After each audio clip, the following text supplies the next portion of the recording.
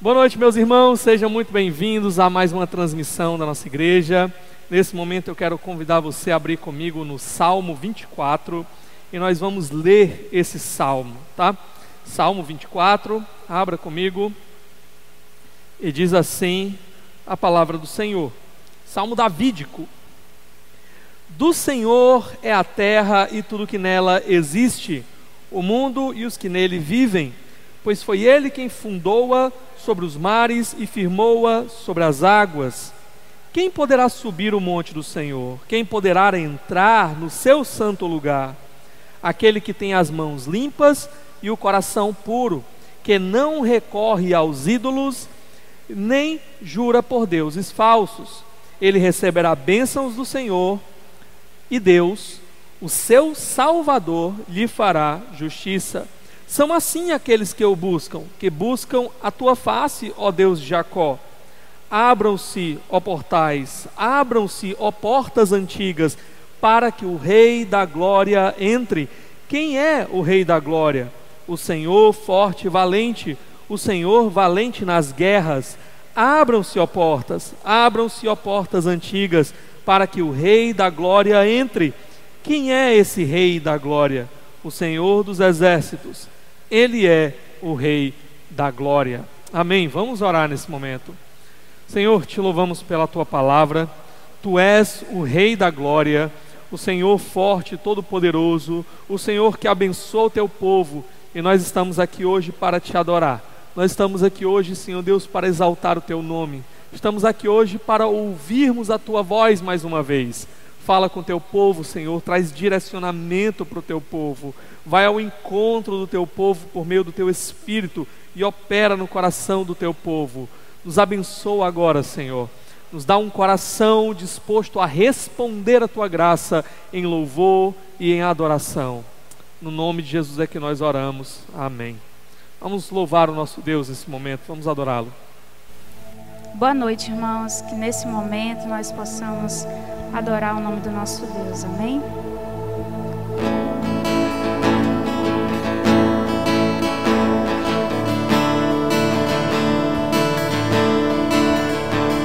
Bendigo a minha alma, o Senhor e tudo que há em mim. Bendiga o teu santo nome, Ele é quem perdoa os pecados e sara toda dor. Bendigo a minha alma, o Senhor, e se recorde de todos os seus benefícios, pois é Ele quem redime a vida da perdição. Ele é quem enche a minha boca de adoração, renova minhas forças quando fraco estou, faz notório os meus caminhos desde a criação, e os que o temem manifestam seu eterno amor.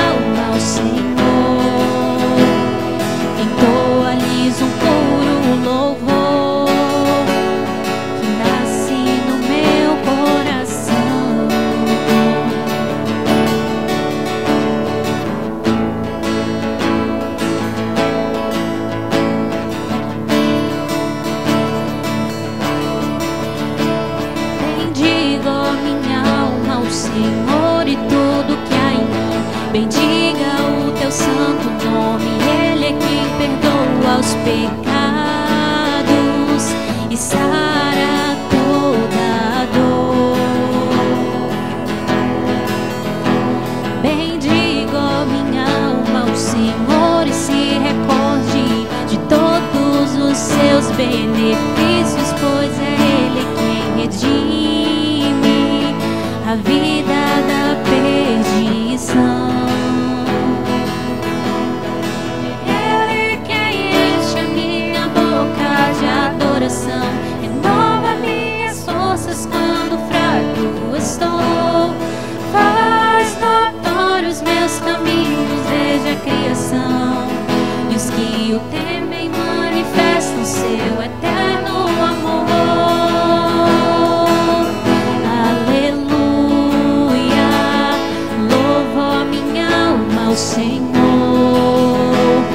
entoa-lhes espontâneo louvor, a oferta dos meus lábios. Aleluia, louvo minha alma ao Senhor, entoa-lhes um puro louvor que nasce no meu coração.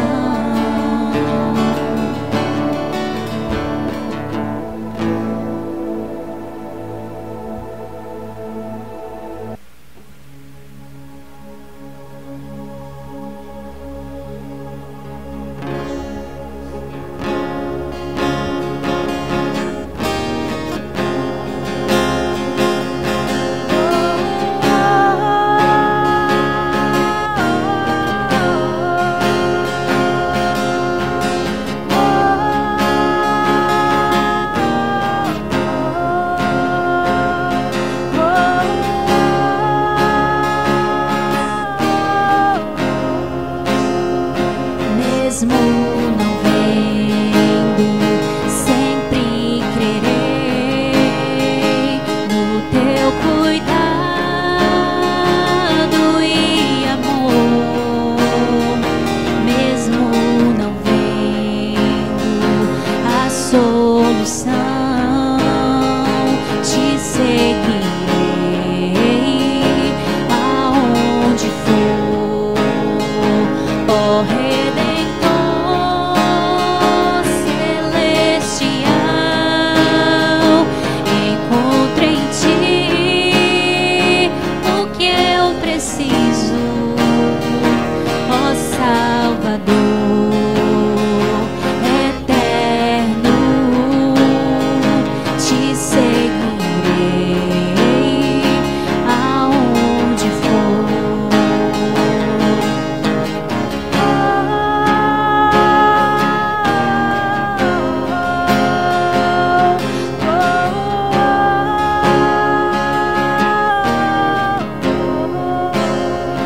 E com perdão e eterna paz é o que a presença dele traz. Em suas mãos há consolo no mundo frio e sem amor, ó Redentor celestial. Encontro em ti o que eu preciso, ó Salvador eterno. Te seguirei aonde for, ó Redentor celestial. Encontro em ti o que eu preciso, ó Salvador eterno.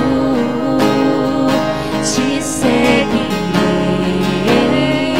aonde for, te seguirei aonde for. Amém. Amém, meus irmãos. Bom, antes de irmos para o nosso momento de palavra aqui, só dar aqueles avisos de praxe que a gente sempre dá. O primeiro deles, os nossos dízimos e ofertas estão sendo realizados por meio da nossa conta lá do banco, tá? Vai aparecer aqui para você. Se você quiser também, você pode fazer o Pix. É só utilizar aí o número do CNPJ da igreja, certo? Uma outra coisa, a gente sempre pede para que vocês sigam a gente nas redes sociais. Então siga a nossa igreja lá no Instagram, por exemplo, porque lá nós vamos sempre colocar as nossas atividades, as nossas programações, para que você possa estar atualizado e possa estar acompanhando sem perder nenhuma delas. Amém? Ok, vamos lá. Nesse momento eu quero pedir que você abra comigo a palavra de Deus em Provérbios capítulo 16. Provérbios, capítulo 16. Nós vamos ver alguns versículos do livro de Provérbios. Peço que você deixe sua Bíblia aberta em Provérbios. E nesse momento eu quero ler apenas o verso 8 com você, tá? Provérbios 16, 8 diz assim: é melhor ter pouco com retidão do que muito com injustiça. Até aqui, vamos orar mais uma vez. Senhor, obrigado pela Tua palavra. A Tua palavra, Senhor Deus, é a verdade. A Tua palavra é onde nós encontramos o conhecimento acerca do Senhor, o conhecimento acerca do que o Senhor deseja para as nossas vidas. Eu quero te pedir que nesse momento o Senhor nos dê um tempo abençoado de aprendizado da Tua palavra. Fala conosco, Senhor, que o Teu Espírito Santo possa ultrapassar os limites do pregador e possa aplicar essa palavra no mais profundo do coração de cada um dos meus irmãos. Eu te peço isso no nome de Jesus Cristo. Amém. Amém.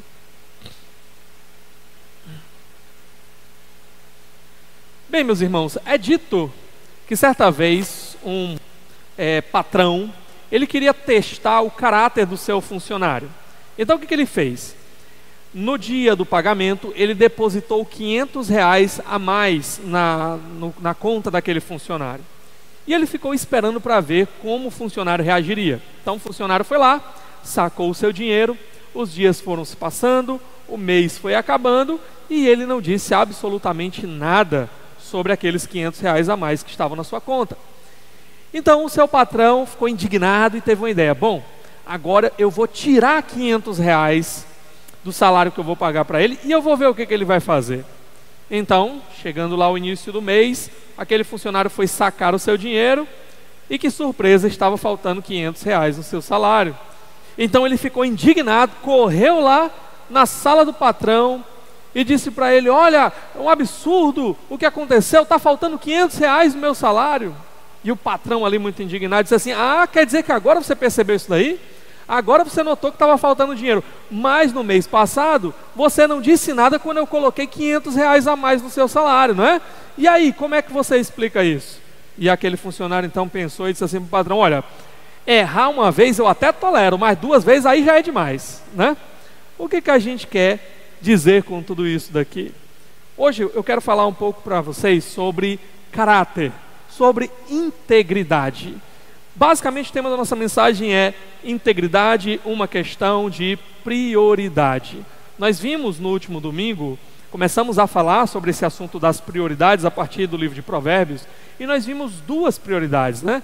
Deus tem que ter o primeiro lugar, Ele é a prioridade suprema, o primeiro lugar é dele. E as pessoas também têm que ter prioridade sobre as coisas. E eu falei que nós viríamos 4 prioridades, naquele domingo nós vimos 2, e hoje eu queria falar aqui com vocês sobre pelo menos 3 prioridades, na verdade, só que eu quero focar apenas nessa. Então nós vamos mencionar outras 2 prioridades à medida da exposição aqui em Provérbios, mas o nosso foco todo nessa mensagem vai estar na questão do caráter, da integridade, como algo que deve ter prioridade nas nossas vidas. Então, nós vamos ver aqui pelo menos 3 tópicos acerca desse assunto do caráter. E o primeiro que eu quero compartilhar com vocês é o seguinte: priorize o seu caráter, priorize a sua integridade antes do seu bem-estar. Então, o seu caráter, ele tem que estar acima do seu bem-estar. A sua integridade, ela é mais importante, ela deve vir em primeiro lugar quando você compará-la com o seu conforto, com as coisas ao seu redor. Antes de irmos aqui para Provérbios 16, o texto que a gente leu, tem 2 textos aqui em Provérbios que eles são quase gêmeos, eles são muito parecidos. Eu quero que você olhe comigo, Provérbios capítulo 19, verso 1. Provérbios 19, verso 1. Olha o que esse texto diz: melhor é o pobre que vive com integridade do que o tolo que fala perversamente. Melhor é o pobre que vive com integridade do que o tolo que fala perversamente. Literalmente, seria assim, ó, melhor é o pobre que vive com integridade do que o perverso no seu falar. Perverso no seu falar. E aí ele terminaria dizendo, ele é tolo, tá? Agora dá uma olhadinha comigo em Provérbios 28, verso 6. Provérbios 28, 6.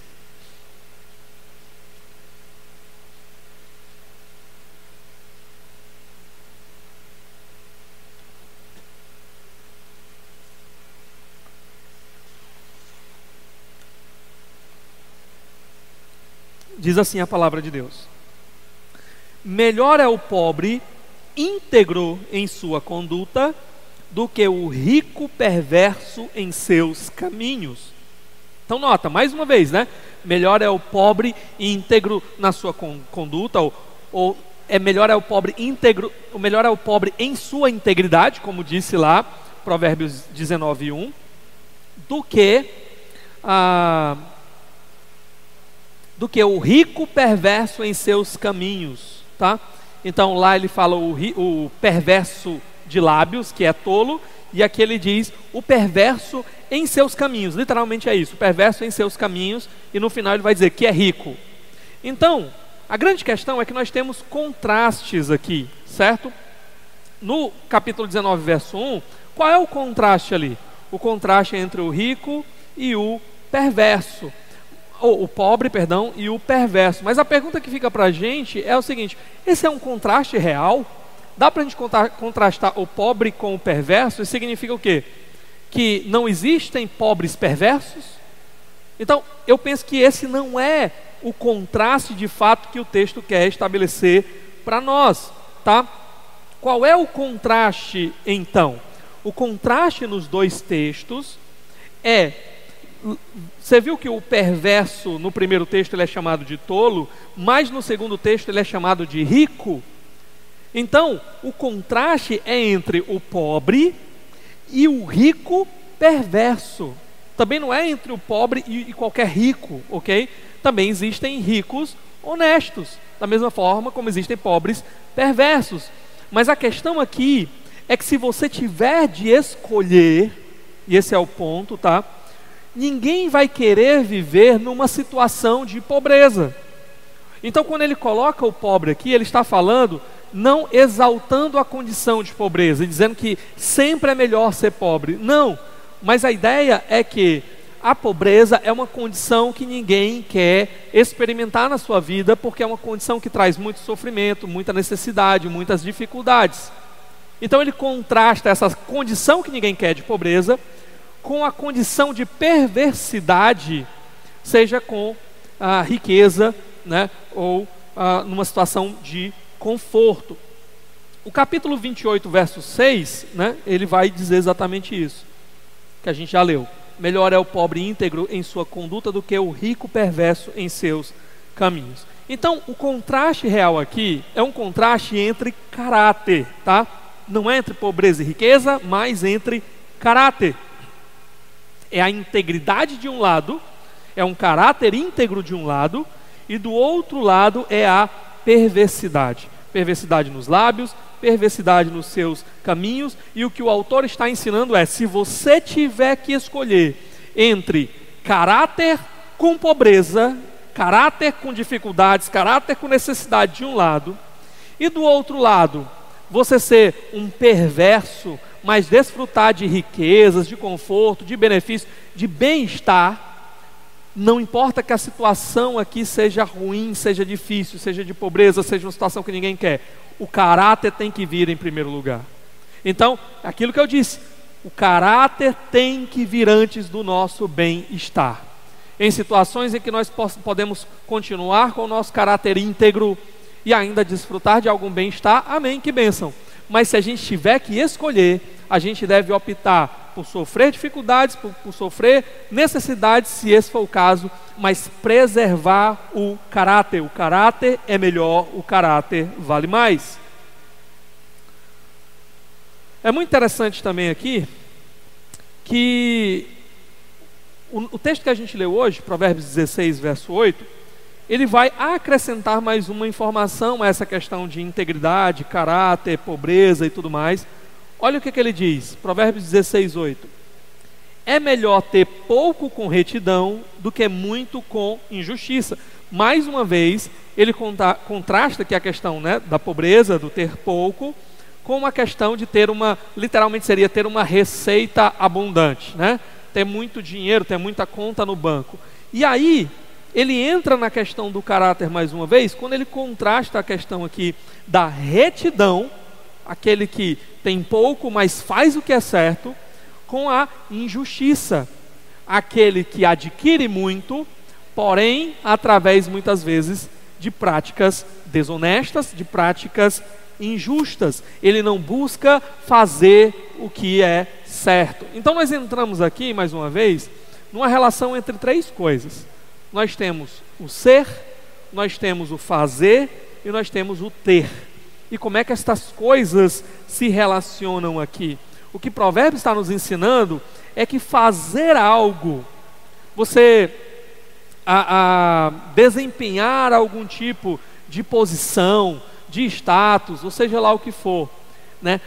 Uma função, sem ser o que você deveria ser, no máximo o que você terá ali é hipocrisia. Por exemplo, nós devemos, eu como pregador, né, especialmente, eu tenho uma tarefa a cumprir, algo a fazer todos os domingos, por exemplo, que é o quê? Pregar a palavra de Deus para você, anunciar as verdades que estão aqui, anunciar essa mensagem para você. Só que, se eu estou pregando para vocês alguma coisa, que eu mesmo não estou aplicando à minha própria vida, o que eu estou fazendo? Eu estou sendo um hipócrita, porque eu estou fazendo algo, eu estou pregando, e aquilo que eu estou dizendo para vocês, essas verdades que eu estou dizendo que vocês devem aplicar às suas vidas, eu mesmo não aplico à minha vida, eu não sou estas coisas. Então eu sou no máximo um hipócrita. É verdade que a nossa mensagem, ela sempre maior do que a gente. É verdade que muitas vezes nós vamos pregar aqui algumas verdades da palavra de Deus, e enquanto eu estou pregando para mim também, porque são coisas que devem mudar a minha vida. Eu não sou perfeito, né, em tudo aquilo que a palavra de Deus ensina. Agora, o que eu estou dizendo é que o meu coração, ele deve estar disposto, interessado em buscar aplicar estas coisas à minha própria vida. Caso contrário, eu serei apenas um hipócrita. Eu posso pregar uma mensagem e perceber, Senhor, eu tenho falhado nisso. Eu quero ter um coração que se conforme a isso, eu quero viver assim. O que eu não posso é pregar uma mensagem que é completamente contrária ao meu estilo de vida e ficar confortável ainda no meu pecado, sem nenhum tipo de interesse em mudança. Aquilo que eu faço tem que estar alinhado com aquilo que eu sou, ok? A gente poderia até mencionar outras circunstâncias, mas, por exemplo, um juiz, alguém que faz ali, ocupa um papel, né, desempenha o papel de um juiz, mas não é alguém justo, um justo juiz, é um hipócrita também. E mais cedo ou mais tarde ele vai ser muito tentado a distorcer a própria justiça em benefício do seu coração corrupto. A mesma coisa, nós temos aí os governantes, por exemplo, começo de campanha, né? Estão todos lá falando contra a corrupção, contra isso, contra aquilo outro. E depois que assumem, a gente vê lá casos e mais casos, né? De vergonha pública, de corrupção. Então, o que é isso? Eles estão fazendo algo que eles não são, ok? E o ser tem que sempre ter prioridade sobre o fazer. O caráter tem que ter prioridade.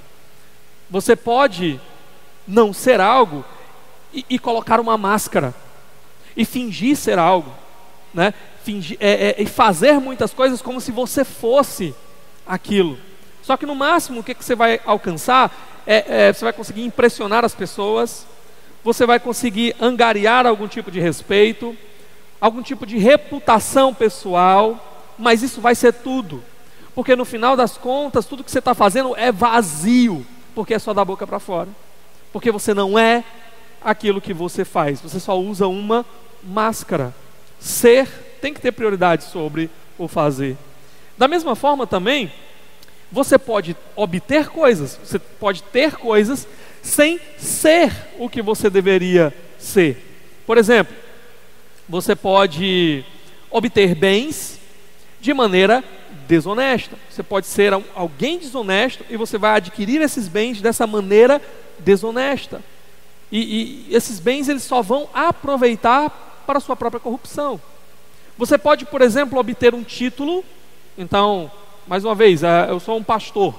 Então eu posso ter um título de pastor sem ser um pastor de fato. Eu obtive apenas o título, mas não é algo que eu sou. Quantas pessoas têm ido para o ministério, quantas pessoas têm buscado o ministério sem ter realmente as qualificações para o ministério, sem ser um vocacionado para o ministério, e muitas vezes têm se prejudicado por causa disso, porque elas estão querendo obter algo, obter um título, obter uma posição, sem ser aquilo que deveriam ser. Então você pode também, por exemplo, fingir ser alguém para obter um relacionamento com alguém. Então você vai enganar a pessoa, né? Vai fingir ali ser o que você de fato não é, para tentar ganhar a simpatia daquela pessoa e obter aquele relacionamento. Mas até onde vai esse tipo de relacionamento? Calcado em mentiras. Ter coisas não é suficiente. A gente vive numa sociedade que julga muitas pessoas pelo que elas têm, ou às vezes pelo que elas fazem. Mas o que Provérbios está destacando para a gente é que o caráter é mais importante, ser é mais importante. Ter coisas ou fazer coisas sem um caráter que as fundamente por trás, vai trazer prejuízo mais cedo ou mais tarde para a sua vida. Mais cedo ou mais tarde vai trazer prejuízo para a sua alma. É muito interessante também a ênfase que Provérbios dá na questão da sabedoria, porque não adianta, por exemplo, você ter coisas se você não sabe o que fazer com essas coisas. Provérbios 16 aqui, o verso 16, ele vai dizer assim: é melhor obter sabedoria do que ouro, é melhor obter entendimento do que prata. O que ele está falando aqui? Ele está estabelecendo para a gente mais uma prioridade. A sabedoria deve ter prioridade sobre os nossos bens, sobre obter coisas, sobre atingir objetivos. Por quê? Se você obtém coisas, mas você não sabe o que fazer com elas, elas só vão prejudicar a você ou a outros. E é claro, o que é a sabedoria? Nós já falamos diversas vezes, não vou me repetir aqui, mas sabedoria basicamente é a aplicação daquelas verdades que você tem acerca de Deus, do teu relacionamento com Deus. Então você entende qual é a vontade de Deus para a sua vida, e você agora vive à luz daquela verdade. Você é alguém sábio, você é alguém que está nesse relacionamento correto com o Senhor e buscando viver de acordo com a sua vontade. Então, antes de você obter coisas, antes de você correr atrás de títulos, você tem que primeiro estar nesse relacionamento com Deus. Você tem que ser um homem, uma mulher de Deus, e agora buscar a sabedoria de Deus para saber como desempenhar os papéis que você quer desempenhar, como utilizar as coisas que você quer adquirir, seja bens materiais, seja relacionamentos, seja qualquer outra coisa. Mas a prioridade está no ser, sobre o fazer, sobre o ter, no caráter, na integridade acima dessas coisas.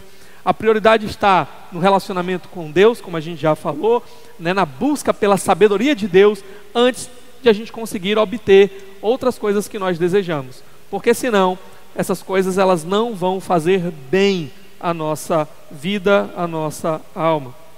E aqui é muito interessante a gente olhar de novo para os textos que a gente leu, né, Provérbios 19 e tudo mais, e ver aqui algumas expressões, alguns termos que são usados. Por exemplo, ele fala do perverso. O que é o perverso? Perverso, basicamente, a gente poderia traduzir, né, como pervertido, distorcido, misturado. E ele contrasta esse perverso com o íntegro. E o que é o íntegro? Basicamente, o significado da palavra é inteiro, é completo. Então, quando a gente compara, né, o perverso, o distorcido, com aquele que é inteiro, surge um novo significado para o perverso, que é aquele que está incompleto, é aquele que está faltando algo, aquele que está pela metade, digamos assim, tá? Então, o que acontece aqui? A gente olha para as pessoas, olha para a nossa própria vida, e a gente avalia que tipo de pessoa eu sou, eu sou alguém inteiro, eu sou alguém íntegro, eu sou alguém completo, ou eu sou alguém que está faltando alguma coisa? Eu sou alguém que está distorcido, eu sou alguém que está contaminado, eu não sou o que eu deveria ser. E aí, uma coisa importante para a gente aqui é, eu vou julgar se alguém está inteiro ou se alguém está faltando algo, pela perspectiva de quem? Pelas minhas próprias ideias de como alguém deveria ser? E não olho para alguém e diz, bom, eu acho que uma pessoa ideal deveria ser assim, assim, assim, assado. Deixa eu olhar se fulano corresponde às minhas expectativas. É assim? Quando a gente vai para o livro de Provérbios, nós vemos o que o autor destaca desde o início, que o que importa é, mais uma vez, o temor do Senhor. Então, é o nosso relacionamento com Deus, é a vontade dEle, e nós nos submetermos a essa vontade, desejarmos, ansiarmos pela vontade de Deus. Então, a vontade de Deus, a perspectiva de Deus, a lente de Deus, é que é o padrão para a gente avaliar tudo, avaliar nós mesmos, avaliar os outros. Então, quando eu paro para meditar, para pensar, quem que é que está completo, que está inteiro, ou quem está faltando alguma coisa, eu vou dizer se essa pessoa está faltando ou não está faltando algo a partir da perspectiva de Deus, a partir da vontade de Deus, a partir do que Ele me ensina na sua palavra, ok? E aí, mais uma coisa aparece aqui para nós. Deus olha para você, Deus olha para mim, e como Deus nos vê? Ele nos vê inteiros, Ele nos vê completos, Ele nos vê ajustados à sua vontade, desejosos por mais dEle, por obedecê-lo, por andar com Ele, ou Ele nos vê incompletos, distorcidos, amarrotados?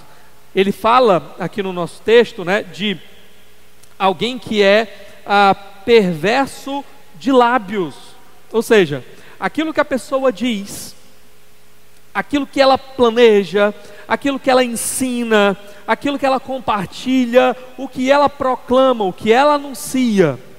A grande questão é, essa pessoa, ela está faltando alguma coisa, ela é perversa de lábios, ela tem uma linguagem distorcida, suas palavras são distorcidas ou estão pela metade, são meias verdades.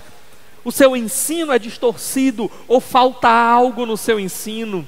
Aquilo que ela planeja, está faltando alguma coisa ali, porque ela não está se conformando à vontade de Deus.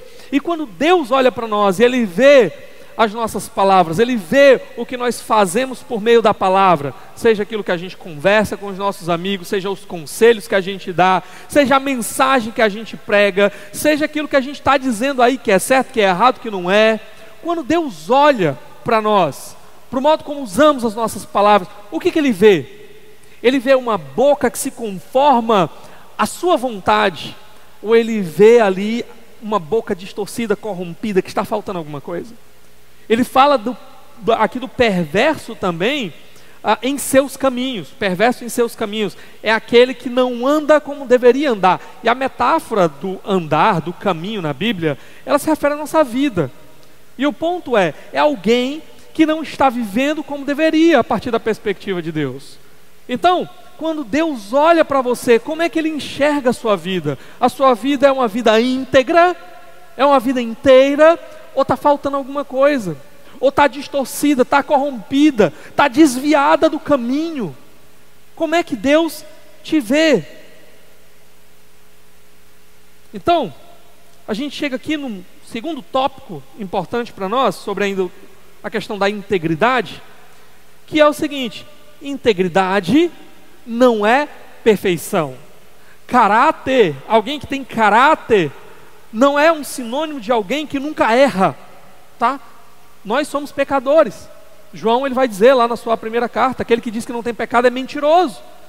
Então alguém de caráter, ele pode tropeçar, ele pode cair, ele pode falhar, porque integridade não é perfeição, mas integridade também não é mera sinceridade.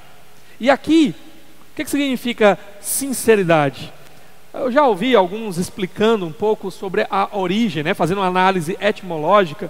A palavra sincero, ela vem do latim, E alguns dizem que provavelmente ela teria vindo daquele ambiente ali onde eram esculpidas ídolos, né? Onde eram fabricados ali ídolos, deuses ali postos em pedra, madeira ou algum material assim.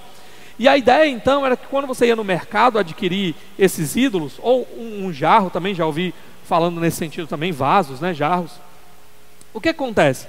O artesão, quando ele estava fabricando aquilo ali, né, se ele teve todo o cuidado, trabalhou muito bem, o material o produto final que ele tem ali, o vaso, o ídolo, seja lá o que for, ele está inteiro, né? Ele está íntegro, tá?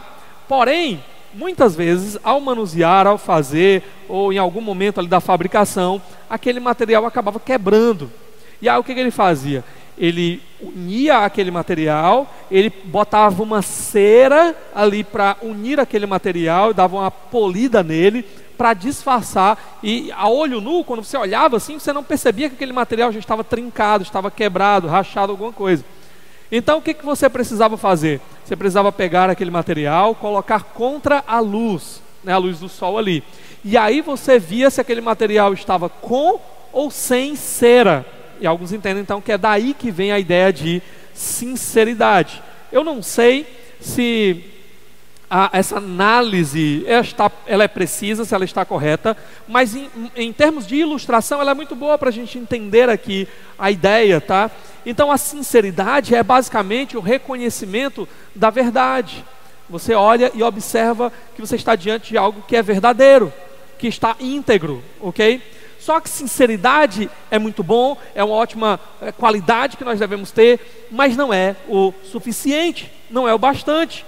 Não basta você reconhecer, por exemplo, na sua própria vida, os seus próprios problemas morais, suas próprias falhas morais. Não basta você reconhecer, por exemplo, que você precisa de uma operação profunda e poderosa do Espírito na sua vida para mudar a sua vida. É muito importante reconhecer isso, mas não pode parar no mero reconhecimento. Caráter, integridade vai além da mera sinceridade, do mero reconhecimento dos fatos. Eu já aconselhei pessoas que reconheciam todos os problemas.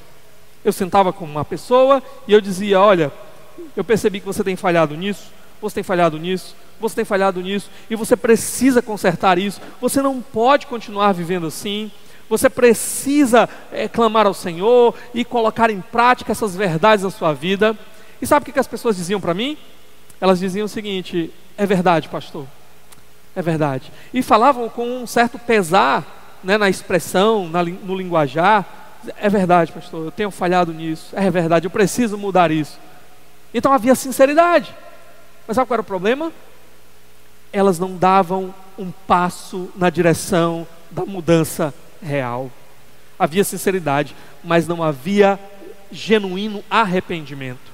O que é o arrependimento? O arrependimento é uma mudança de mente, é uma mudança de caminho. Você estava indo na direção do pecado, na direção da destruição, e de repente você entendeu que não podia continuar assim. Você se arrependeu do caminho que você estava trilhando. E o que você fez? Você deu meia volta. Você fez um giro de 180 graus e começou agora a andar na direção oposta, a dar as costas para o seu pecado, a dar as costas para aquilo que você estava fazendo de errado, a dar as costas para aquele caminho de destruição que você trilhava antes, e começou a andar agora na direção oposta, na direção do Senhor, na direção de agradar o Senhor, né, de viver, de andar com Ele. Então, se você é simplesmente sincero, se você simplesmente admite os seus problemas, admite suas falhas, mas você não dá nenhum passo na direção de mudar isso, de inverter isso na sua vida, não há arrependimento genuíno, e o seu caráter não está sendo trabalhado para ser um caráter íntegro, um caráter completo diante da presença do Senhor, diante da vontade do Senhor. Então, se por um lado não há perfeição, aquele que tem caráter, aquele que tem integridade, não é necessariamente alguém perfeito, né, que nunca falha, que nunca erra. Por outro lado, há uma busca verdadeira, genuína por transformação. O homem de Deus que tem caráter, que busca integridade na sua vida, ele tem um desejo sincero por transformação, um desejo sincero que o move na direção da ação. Ele não apenas reconhece suas falhas, ele dá passos na direção de mudar aquelas falhas, de se conformar à vontade de Deus, de andar agora do jeito de Deus, de andar do jeito que agrada a Deus. Ele quer ser o que Deus o fez para ser, ele quer ser o que Deus o chamou para ser, e ele lamenta as suas falhas, ele chora, ele se quebranta pelas suas falhas, mas ele não fica lá simplesmente chorando, ele não fica lá simplesmente quebrantado, olhando para o futuro e continuando cometendo os mesmos erros. Ele se volta para Deus, ele suplica pela graça de Deus, ele se coloca aos pés do Senhor e continua andando com Deus. É esse aqui o homem de caráter, de integridade, ok? Há uma inquietação na sua alma, uma insatisfação com o pecado, que não faz com que ele consiga continuar inerte, parado, insensível, sem mudar o que precisa ser mudado na sua vida. O homem de caráter, ele falha, ele tropeça, ele cai. Mas o homem sem caráter, ou o homem mau caráter, ele não falha, ele não tropeça, ele não cai, ele apenas se revela, ele revela quem ele realmente é. Um homem mau caráter, que sempre andou daquele jeito, naqueles maus caminhos, que sempre foi pervertido, ele só conseguiu esconder de você durante um tempo. O homem de caráter, a sua queda não é o que ele é, é porque ele é quem ele é, alguém íntegro que ama a Deus e que quer viver com Deus, que ele não continua caído ali. A sua queda é um momento, a sua queda é um tropeço, não é quem ele é de verdade, ok? Então a diferença entre o homem de caráter, um homem íntegro, homem de Deus, e o homem sem caráter, o homem mau caráter, a diferença entre os dois, basicamente a gente poderia dizer que é constância. Constância. Por exemplo, o homem de bom caráter, ele é constante no andar com Deus, ele é constante na prática da justiça, ele é constante na sua firmeza nos seus valores, nos princípios de Deus, no amor. Então esse homem, ao longo da sua jornada, ele pode ter uma queda aqui, em alguns desses aspectos, mas a constância da sua vida, a maior parte da sua vida, é buscando viver para Deus, de acordo com a vontade de Deus, em relacionamento com Deus. A diferença aqui é que o mau caráter, ele é constante no quê? Ele é constante no tropeçar sempre nas mesmas coisas. Então quando você olha a vida dele, você não vê tropeços, momentos singulares. Você vê que ele anda caído. O levantar dele é que é a exceção, não é a regra. E você só não viu ele caído muitas vezes porque ele oculta isso de você.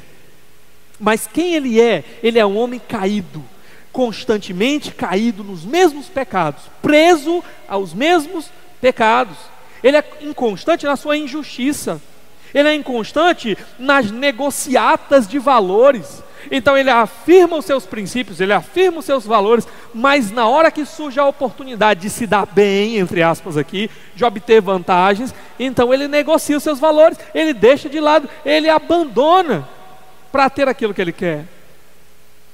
Ele é constante na traição às pessoas, na falsidade, no engano, nessas coisas ele é constante. Infelizmente, irmãos, eu já tive a péssima oportunidade, experiência, de encontrar com gente assim, dentro da igreja, dentro do ministério. Eu já encontrei com pessoas, eu já vi gente se associando com pessoas de mau caráter, que eles sabiam que eram mau caráter, eles mesmos diziam, essa pessoa não vale nada, Deus me livre, não quero ficar perto dessa pessoa por muito tempo, porque ela não é confiável, ela é mau caráter. Só que na hora de obter vantagem, Então essa pessoa dizia o quê? Não, eu vou aqui fingir que eu não sei quem ela é, eu vou aqui encobrir, né, aquilo que eu sei dessa pessoa, porque vai me trazer vantagem pessoal. E aí nós vamos trabalhar junto. E eu vou passar por cima de tudo isso. Por quê? Porque vai ter vantagem para mim, porque eu vou me dar bem. Olha aqui a mentalidade. Eu já vi pessoas negociando princípios dentro do ministério, negociando valores dentro do ministério. Já vi pastor fazendo isso. A pessoa tinha lá suas convicções, diz assim: olha, eu acredito que a Bíblia ensina isso, isso, isso e aquilo outro. Mas aí ele vê um grupo e ele quer agora ser recebido pelaquele grupo, ele quer ser acolhido pelaquele grupo, ele quer impressionar aquele grupo. E aí o que ele faz? Ele negocia, ele muda os seus princípios. Mas peraí, mas você não defendia isso, que a palavra de Deus ensinava isso? Não, mas eu não posso continuar falando isso. Se eu continuar defendendo isso, o grupo não me aceita, o grupo não me recebe, não me acolhe. Eles vão olhar torto para mim, eles não vão mais dar tapinha nas costas, eles não vão me chamar mais para aqueles eventos, eu não vou ocupar essa posição dentro da denominação. Meus irmãos, isso não é caráter, isso não é integridade. Uma coisa é você mudar algumas convicções bíblicas para se ajustar à própria Bíblia. É você, eu entendia que a Bíblia ensinava isso, mas eu fui fazer uma análise mais profunda e percebi que na verdade eu estava errado, a minha convicção estava errada, e agora eu preciso corrigir ela à luz do que a Bíblia está dizendo. Isso é uma coisa. Outra coisa bem diferente é você ajustar as suas convicções a grupos de interesse. Então não é porque você viu que a Bíblia dizia o contrário, mas é porque você viu que aquele grupo lá pregava aquilo, e se você quisesse ser acolhido por aquele grupo, você tinha que mudar as suas convicções. Vou dar um exemplo para vocês, um exemplo bem bobinho, pequeno, né? Então, eu já fui de uma igreja presbiteriana, e eu amo meus irmãos presbiterianos, né? Tem muita gente séria, né? Homens de Deus dentro da igreja presbiteriana. Gosto muito, por exemplo, de ouvir o pastor Augusto Nicodemos pregar, né? Só que, estudando as escrituras, eu divergi com a doutrina presbiteriana acerca, por exemplo, do batismo. Então eles batizam bebês, e eu entendo que essa não é a prática bíblica. A prática bíblica, como um bom batista, né, que eu me tornei, era o quê? É batizar apenas aquelas pessoas que creem. O batismo é a pública profissão de fé de alguém, ok? Agora, eu tive uma oportunidade de ser um pastor dentro do sistema presbiteriano, e bastava o quê? Bastava que eu me calasse sobre esse ponto doutrinário. Olha, não é um ponto aqui fundamental, isso aqui não implica na perda de salvação ou não, né? Ninguém é mais salvo ou menos salvo por acreditar no batismo infantil ou no batismo só de crentes.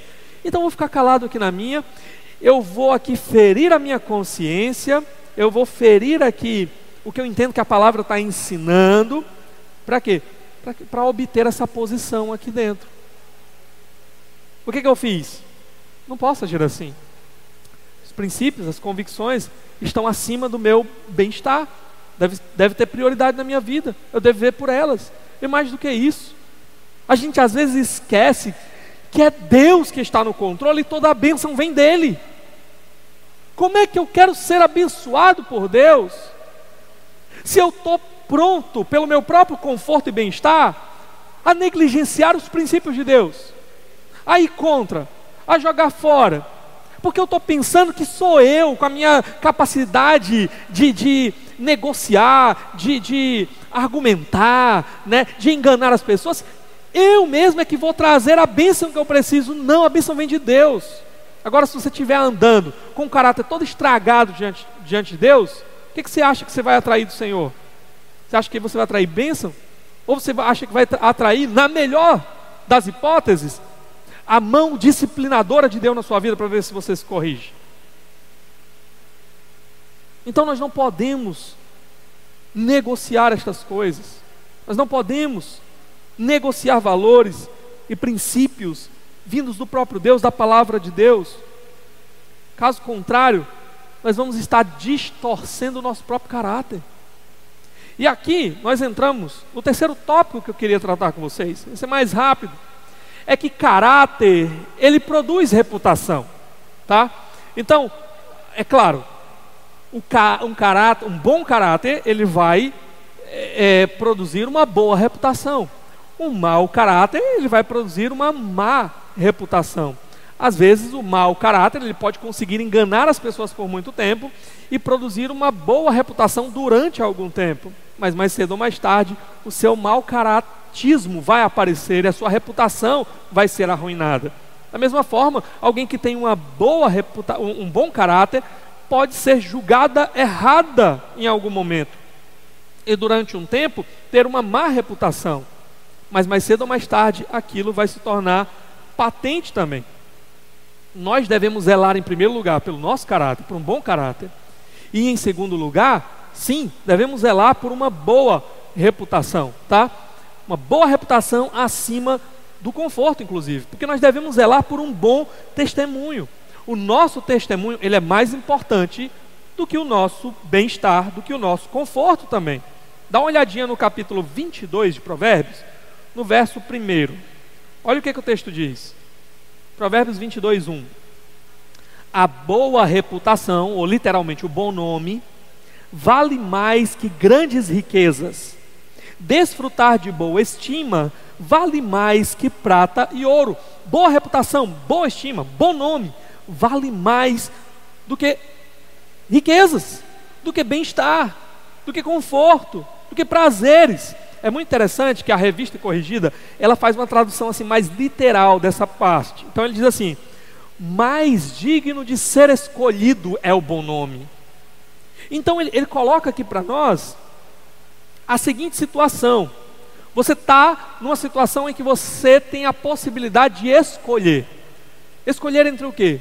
Escolher entre manter a sua boa reputação, entre manter o seu bom nome e sofrer consequências por causa disso.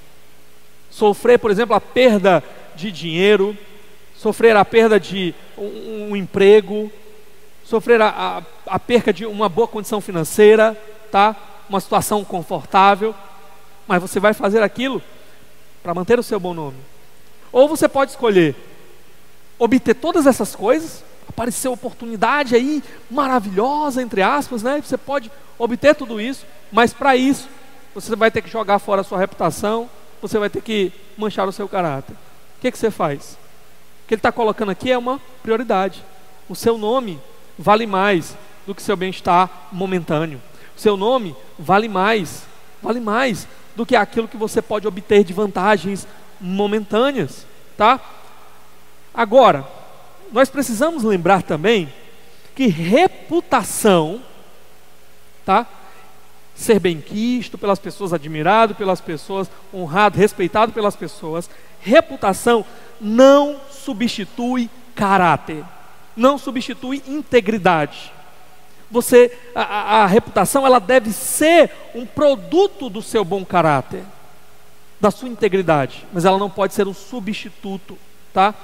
Caráter é o quê? Caráter é aquilo que você é quem você realmente é, isso é caráter. E a reputação é o quê? Reputação é o que os outros acham que você é, o que os outros pensam a seu respeito. Então, a sua reputação, ela pode ser sacrificada por causa do seu caráter. Então você vai fazer o que é certo, você vai fazer o que Deus espera de você, mesmo que todo mundo ache que você está errado, mesmo que todo mundo se levante contra você, mesmo que todo mundo te chame de louco, mesmo que todo mundo arraste o teu nome na lama, mas você vai sacrificar a sua reputação, porque o seu caráter, a sua integridade, o que Deus quer de você vale mais, é mais importante. Caráter tem a prioridade sobre a reputação. Reputação pode ser sacrificada pelo caráter, mas o caráter nunca pode ser sacrificado pela reputação, pois do contrário, sacrificar um caráter simplesmente para parecer alguma coisa diante dos homens é sacrificar quem você é distorcer quem você é se tornar um perverso que está mais interessado nos aplausos dos homens, no que você pode adquirir dos homens, do que no sorriso de Deus, do que na aprovação do Senhor. Então o que a gente aprende com tudo isso daqui? Primeiro, Deus quer caráter, Deus quer integridade, e Deus não aceita uma entrega pela metade. Deus não aceita uma entrega faltando alguma parte, faltando alguma coisa, distorcida. Não, Ele quer integridade, Ele quer que você se entregue completamente para Ele. Ande com Ele com tudo que você é. É por isso que a palavra vai dizer tantas vezes, é com toda a tua força, com todo o teu entendimento, com todo o teu coração, com todo o teu ser. É isso que Deus espera de você, e Ele não aceita menos. Sabe por que Ele não aceita menos? Porque Ele entregou tudo. Ele deu o seu próprio Filho, aquele que vale mais do que qualquer outra coisa no universo. Ele entregou o Filho dele para ir para aquela cruz e ser destruído, despedaçado, provar a ira eterna e poderosa de Deus no teu lugar. Ele entregou tudo, Jesus entregou tudo, entregou a própria vida. Como é então que você quer entregar pela metade? Você quer olhar para sua vida e ficar escolhendo, essa parte aqui eu dou para Jesus, essa outra parte aqui é minha, isso daqui eu entrego para Ele, mas isso daqui é meu, isso aqui eu não entrego para ninguém. Eu não abro mão de nada disso por causa de Jesus, não. Ou você se entrega por inteiro,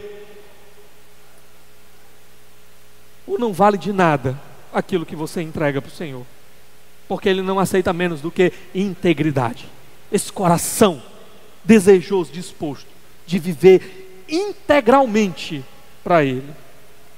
Por isso é que não dá para a gente aceitar, por exemplo, crente trambiqueiro, crente caloteiro, crente pirata, né? Crente que é totalmente aí mergulhado, né? Envolvido, tudo na vida dele é pirataria. Crente fazendo gato, crente mentiroso. Não dá para aceitar isso. Por quê? Porque Deus quer integridade. Jesus morreu naquela cruz para te fazer uma pessoa completa, íntegra, para cada dia da tua vida e te fazendo mais parecido com Ele. E se você não pode obter algumas coisas na sua vida, o que você vai fazer? Você vai distorcer o teu caráter, você vai manchar o teu caráter, você vai se corromper para ter aquilo. Ou você vai abrir mão, Senhor, eu quero, mas não posso, então eu não terei. Porque para mim vale mais a tua vontade, para mim vale mais manter o meu caráter, para mim vale mais a minha reputação, o meu testemunho, do que obter as coisas. Se você tem andado assim, distorcendo o teu caráter até aqui, o que eu trago para você é boa notícia. Está na hora de mudar. O Senhor dá o Espírito dEle para operar essas mudanças. Sabe, isso aqui não é coisa que vem de nós mesmos. Por causa do pecado que habita em nós, nossa natureza é o quê? É a gente buscar sempre aquilo que dá, que é melhor para a gente, no sentido de que traz mais conforto, traz mais satisfação para os meus desejos. É o Espírito de Deus que vem realmente com poder e muda a nossa mentalidade e que nos dá não apenas o correto entendimento do que precisa ser feito, mas essa coragem para dizer, eu não quero mais. Eu não vou ter o que eu queria, mas eu quero é abrir mão mesmo. Por quê? Porque para mim importa mais fazer a vontade do Senhor. Para mim importa mais ser aprovado pelo Senhor. Ouvi naquele dia Ele dizer para mim assim, ó, servo bom e fiel. Você foi fiel no pouco, no muito eu te colocarei. Venha, servo bom e fiel, entra no que eu preparei para você. Isso vale mais, tem que valer mais. Então, é hora de a gente corrigir, consertar aquilo que precisa ser mudado na nossa vida, para a gente preservar o nosso caráter, nossa integridade. E sabe de uma coisa? Há um dia em que todas as máscaras cairão. Há um dia em que tudo ficará às claras. E nesse dia só vai restar uma coisa: caráter. Nesse dia só vai restar quem você é de verdade, integridade. Há um dia que nós estaremos diante de Deus e sabe, a nossa reputação não vai importar. Naquele dia não vai servir de nada os bajuladores que você fez nessa terra, aqueles que discursaram no teu velório, não vão servir de nada naquele dia. Ah não, mas fulano de tal foi uma pessoa muito boa. Deus vai ver o teu caráter, Ele vai ver a tua integridade, Ele vai ver se de fato você o amou, se de fato você o desejava, se de fato você andava com Ele mesmo, ou se era só falsidade, ou se era só máscara, ou se era só da boca para fora. Por isso é que o que mais importa agora é construir, é desenvolver o teu caráter, a semelhança de Jesus, para que naquele dia ele olhe para você e ele veja o filho dele em ti, ele veja um coração falho, coração que tropeça, mas um coração agarrado a Jesus, que ama Jesus e que queria tanto não continuar fazendo aquilo que você fez algumas vezes ao longo da sua vida. Eu quero terminar a mensagem de hoje com um texto que é bem conhecido, já vi muita gente mencionando esse texto, é atribuído inclusive ao Arnaldo Jabot, que fala sobre essa diferença entre caráter e reputação. Então, não sei se você já ouviu, mas eu vou ler para você, um texto curto. Ele diz assim: as circunstâncias entre as quais você vive determinam a sua reputação. A verdade em que você acredita determina o seu caráter. A reputação é o que acham que você é. O caráter é o que você realmente é. A reputação é o que você tem quando chega a uma comunidade nova. O caráter é o que você tem quando vai embora de lá. A reputação é feita em um momento. O caráter é construído em uma vida inteira. A reputação torna você rico ou pobre. O caráter torna você feliz ou infeliz. A reputação é o que os homens dizem de você junto às sepulturas. O caráter é o que os anjos dizem de você diante de Deus. Que o nosso coração esteja muito mais interessado em saber qual é a opinião de Deus, a opinião dos céus a nosso respeito, do que simplesmente viver uma vida de falsidades, preservando uma imagem de pó que mais cedo ou mais tarde vai ruir. Vamos orar nesse momento. Ó Deus, te louvamos pela tua palavra, e o que eu te peço é que o Senhor opere essas verdades na minha vida, na vida do teu povo. Que de fato, Senhor Deus, sejamos reconhecidos como homens e mulheres de Deus, que andam contigo em integridade, com caráter. E assim possamos dar não apenas um bom testemunho, mas um testemunho verdadeiro para esse mundo. Opera estas coisas na nossa vida. Nos guarda, Deus. Nos sustenta. Nós somos dependentes de Ti para operar essas coisas em nós.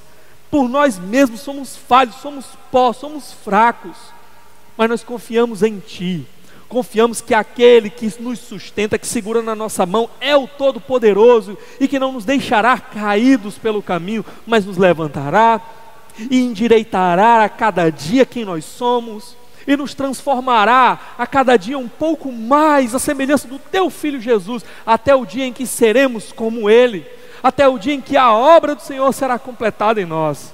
Até lá nos ajuda, Senhor, a abominar o mal, a abominar o pecado, a não apenas reconhecê-lo, mas lutar contra ele, lutar por mudanças que te agradam, mudanças que trazem glória ao teu nome, para que naquele dia possamos ouvir a tua voz. Vinde, Filho bendito, Filho fiel, Filho amado, entra naquilo que foi preparado para você. Nós oramos assim no nome de Jesus. Amém.